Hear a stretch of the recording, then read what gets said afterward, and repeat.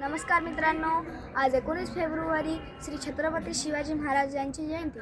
त्यांचा जन्म 19 फेब्रुवारी 1630 रोजी शिवनेरी किल्ल्यावर झाला। त्यांच्या आईचे नाव माता जिजाबाई भोसले होते।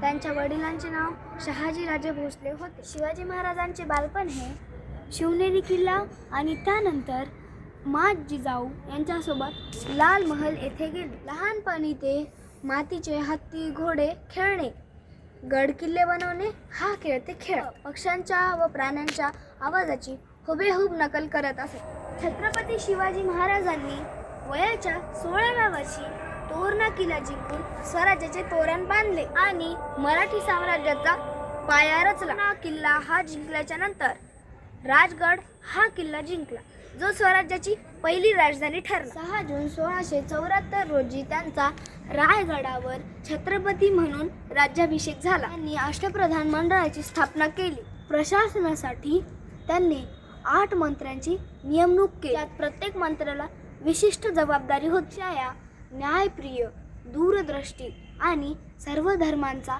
आदर करणाऱ्या राजास माझा मानाचा मुजरा व कोटी कोटी प्रणाम।